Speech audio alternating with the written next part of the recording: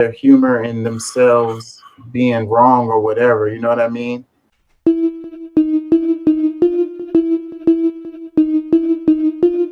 They can't allow that shit. Like it's like, yeah. Well, it's got a couple of other slides to explain why they put that there. Let me Okay. read this. It says Texas SBA doctor performs abortion, 100K fine, lose license, life in prison. Woman gets abortion, 10K fine, life in prison. Man forces wife to take abortion pills, $0 fine, 180 days in jail. It was never about life. It was always about control of women. So where they got that from was this, because this actually happened. Texas attorney who poisoned pregnant wife with abortion medication sentenced to 180 days. That was NBC News. The Guardian, Texas man who drugged wife with Okay. abortion So drugs. see, they just set that up in a line that proposed that that's what the bill was about, not about a legal decision that went down before the bill is passed.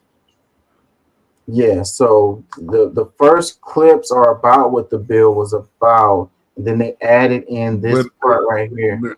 yeah, now I want to see the bill because that, yes, it could very well be true. Probably is with these fucking crazy people we've got.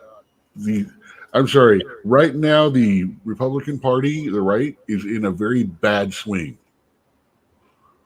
Yeah, And it's what they all both of them swing back and forth. Problem is, pendulum speaking, they're both way out. At the sides right now. Meaning, the only people that they're serving are the 20 or 30% on the far right and the 20 and 30% on the left, which yeah, means the 60 to 80% of us that actually are the middle of America, the ones that actually make the country work, don't give a shit about all this fucking craziness and just want our roads fixed. We want to have police protection that we don't have to be afraid of. We want to have running water. We want to have lights. We want to have the ability to buy a house maybe one day. When all of this arguments and things that they're doing are all contradictory to getting those problems fixed. yeah, and I think that that's true, and it's on display when you look at what happened recently related to the border bill, because it's the minority that's leading this to end up the way that has ended up related to that border bill. Because you have interviews where a lot of Republicans are talking about that they support this, that the way it was written, everything in the bill, but it got killed as a result of a minority of the group. You know what I'm saying? So yeah, the radical parts of the Republican Party are having their way right now. So I actually agree with this border bill not being passed. Now, if they physically remove one section, several lines, I think absolutely 100% everyone should vote for it because it does good. It does good things. A lot of the stuff about letting extra people in and all of that is not what they think it is. People haven't read this bill.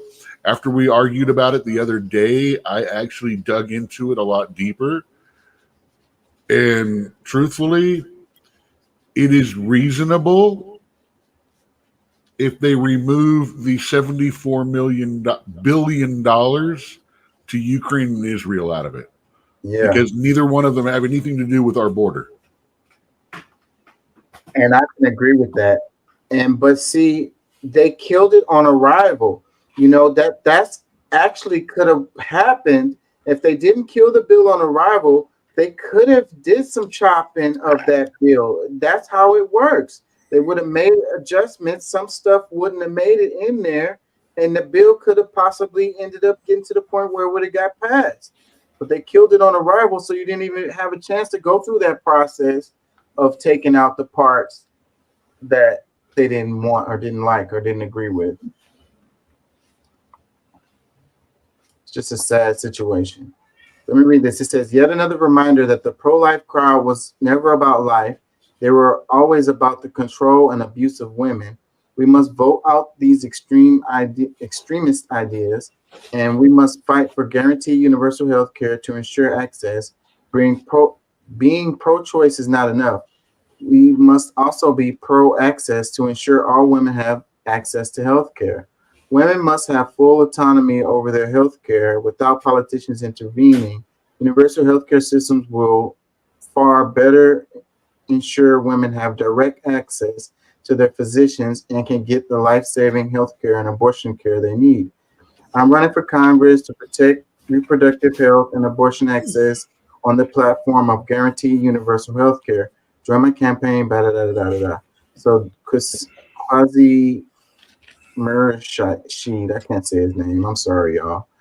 I think that a lot of this stuff related to the extremist stuff, things Kasim always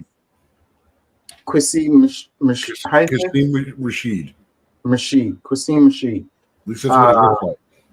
Qasim Rashid. That's probably what it is. Qasim Rashid. Yeah, there it goes there. Qasim Rashid. I, Um, I might be wrong. Yeah, Q. It is Q Cuisine. It says it so underneath. a lot of these extreme views or policies or situations that we're facing, I think is going to lead to positive outcomes in our policy. And, call me crazy, but looking at things, you see how things, when you stretch it, like you pull a rubber band all the way, it's going to either break or it's going to snap back. And I think that's what's happening in our politics. We're at the point where the rubber band is getting stretched. You know what I mean? So, but it snaps back really quickly, though, and I think that's what's going to See, happen. that is the beauty of the Constitution in its entirety. Is the Constitution is the rubber band. It's not gonna break. It's always gonna snap back.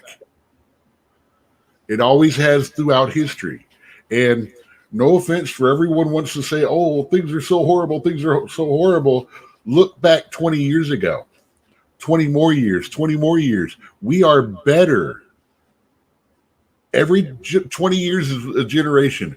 We have gotten better every single generation to generation. We've we've gotten a stronger country. We've had less problems with disease. We've had less problems with each other. We've had less problems with crime and all of that. And then something in the 80s got tweaked and weird. I really think that Gen X stepping out and just going, just leave us the fuck alone. The end of the boomers basically left us alone, and that's where we want to be left. I think that took a lot out of the country. Mm. That made a lot of us raise our kids in more of a passive manner because we didn't want to beat the shit out of them, but we wanted to teach them respect and right and things like that. And now that their kids are starting to get older, those kids are now 15, 20 years old. These are the ones that are on TikTok right now and doing all this that don't really know because their grandparents checked out and the next generation got, the ones that didn't check out ended up building this corporate monstrosity, because you did one of two things, and I hate to say it, the song "Waiting for the World to Change" describes Gen X way too much. I really like this line of thinking that you're on right now because it kind of explains a lot of things. Because with the boomers were ultra conservative, right? So then their kids ended up being really liberal or whatever, backlashing against their conservative upbringing or whatever. But then they let their kids be all free and too free. So now we've got the conservative type of. We're talking about households and the way people. I'm not talking about political spectrum right here. I'm talking about The way America cultural. households have become, Yeah. how 70% of our families, how it used to be 20% of single parent families is now 70%. It's how uh, 70% of divorce marriages end in divorce, and almost half of those end in divorce within the first 5 to 6 years. So that situation leads to a conservative backlash where you have this sharp turn where families want to be more conservative, you know, I don't know how you want to say this, but like religious or whatever, more Well, conservative type of values. part For of the generational warfare has been the breakdown of the traditional family. And you have to understand the traditional family, everyone's all, well, tradition, blah, blah, blah. No, you don't understand. When we say traditional family, we're not talking about Leave It to Beaver 1950s, mom is secretly drinking and on speed or on Vicodin or Valium and all that stuff. We're talking about peasant days. We're talking about caveman days. The nuclear family stayed together because it made the individual stronger as a whole. And by that, the towns, the clans, the villages, community, the kingdoms nation. became even stronger. Yeah, And we have destroyed that nuclear family. We have turned families against each other with politics and race and all this crazy stuff. And now, as a people, we are not as strong as we were before. right. The nation is only as strong as the household is, because the nation is built up of households.